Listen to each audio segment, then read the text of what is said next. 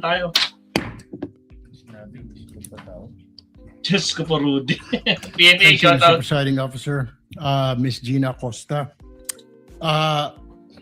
Bago po kayo naging Catherine, shout out. SDO VP Sara, ano po ang trabaho niyo? Ano po, sa office po ng Office of the Vice President, Vice Presidential Officer 6 po ako, Your Honor. No, nung mayor po siya, anong trabaho niyo? Empleyado na ba kayo ng gobyerno? Paano kayo nagkakilala ng Vice President? Empleyado na po ako ng gobyerno, Your Honor, doon po sa Sangguniang Panglungsod, Your Honor. Anong trabaho niyo po sa Sangguniang Panglungsod? First po is stenographic reporter, Your Honor. And then po, nagiging supply officer po, Your Honor. Anong year po kayo nagkakilala ng Vice President?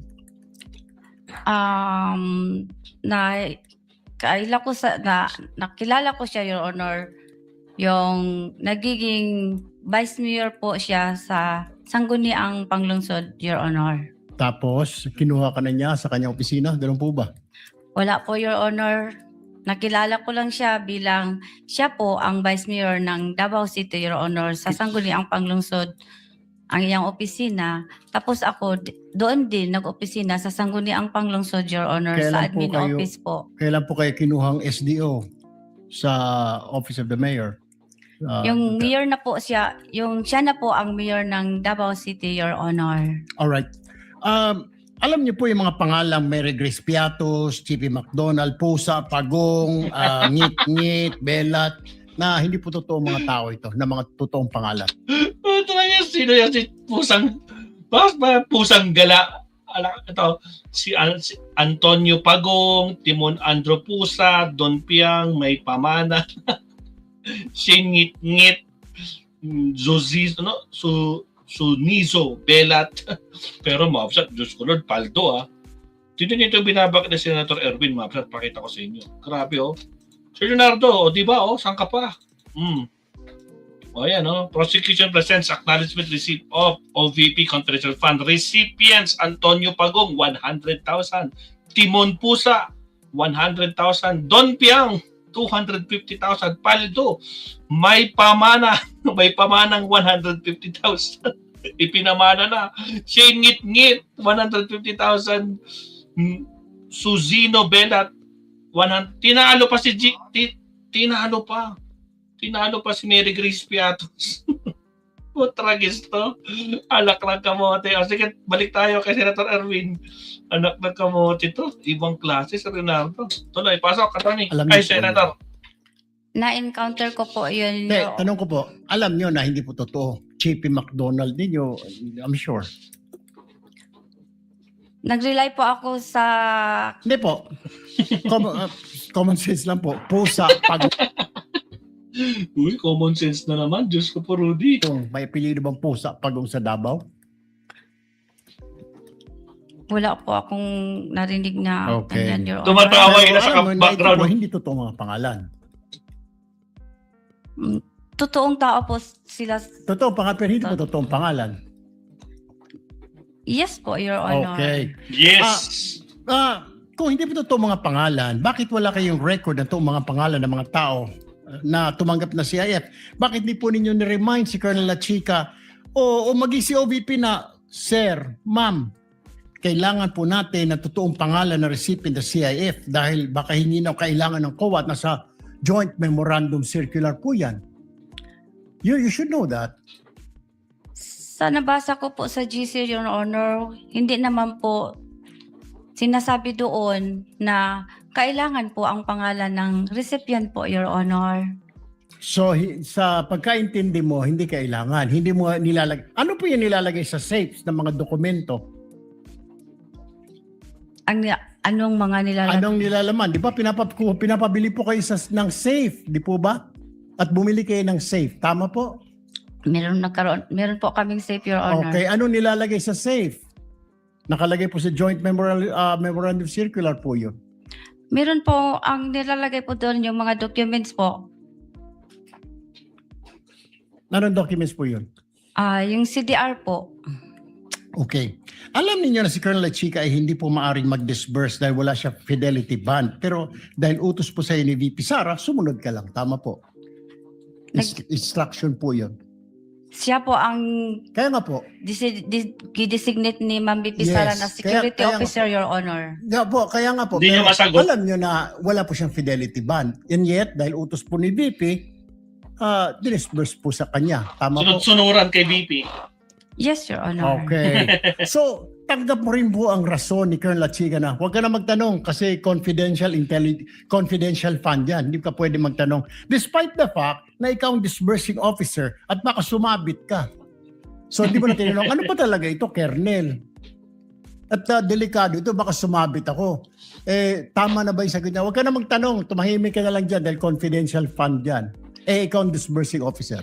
Meron po siyang binigay sa akin, Your Honor, na fund utilization report po, Your Honor. Aside po sa pag-verify ko sa kanya kung ano, bakit ito ang pangalan, Your Honor. Kasi confidential in nature po yun, Your Honor. So sa tingin mo, walang mali po sa paggasta ni Colonel Lachica sa intelligence fund, confidential fund ng Office of the Vice President?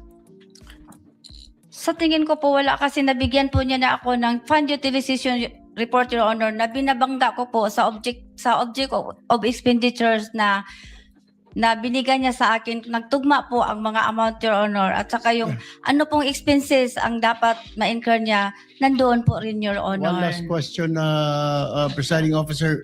So, ibig kong sabihin, from the very start po, pagbibigay ng mga alias, walang totoong pangalan, paggasta ng mga class sa mga tree planting, okay lang yun. Part po yun ng confidential fund. Sa tingin mo?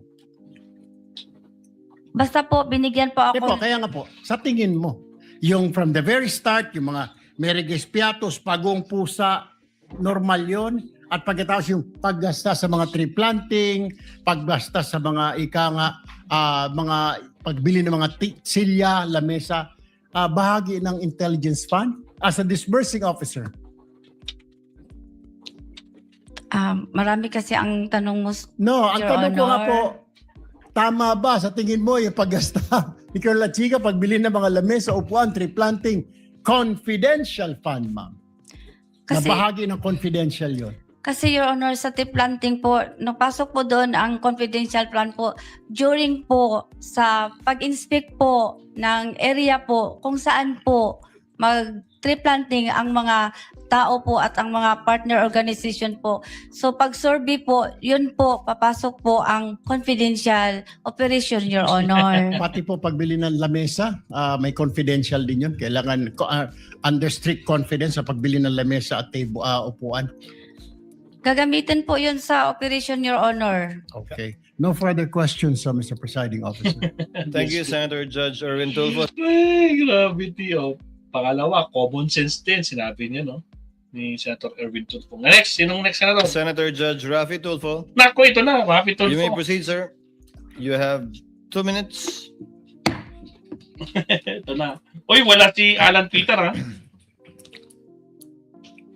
Nag-meeting na naman sila. Ma'am, nakapaniudto na ka. Gamay lang, sir. Gamay lang. Unsa man imong sudan? Wala ko'y gana mo kaon. Wala. Okay. Okay. Tanong ko na lang. How would you consider yourself? Smart, average, or stupid? Nasa average lang po ako Average. kapagkatao, Your Honor. Correct. Just like millions and millions and millions of Filipinos. Good. Normal.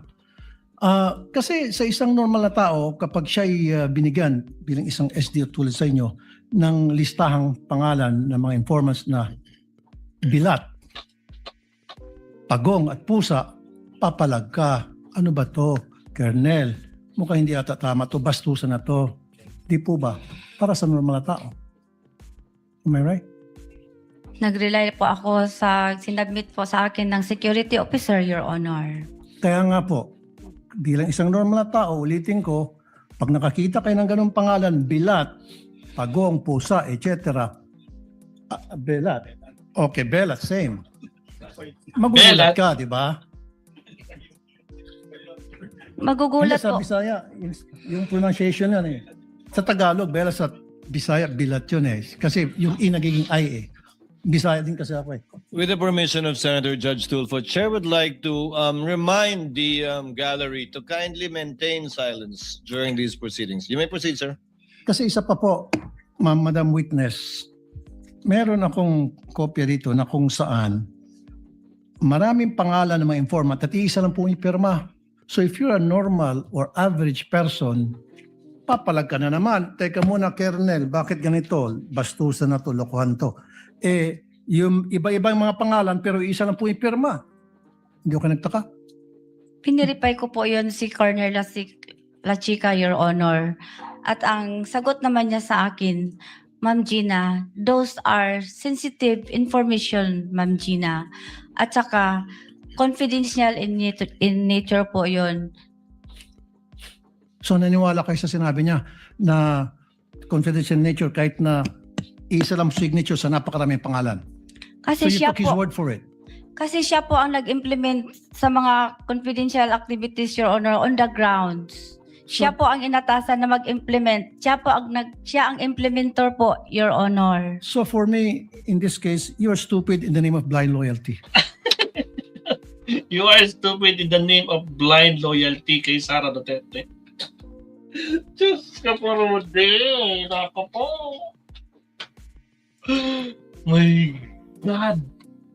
Sa pa nga, Siya po ang inatasan na mag-implement. Siya ang implementor po, Your Honor. So for me, in this case, you are stupid in the name of blind loyalty.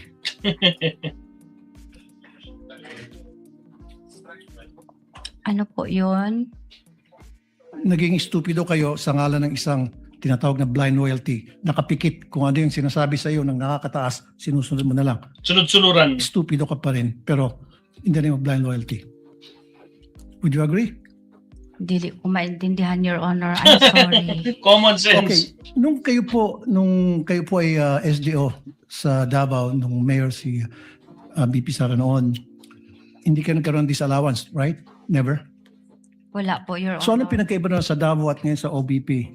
Bakit nagkaroon ka ng disallowance ngayon dito sa OVP and DepEd versus nung nasa Davao kayo, wala kayong disallowance? Anong pinagkaiba?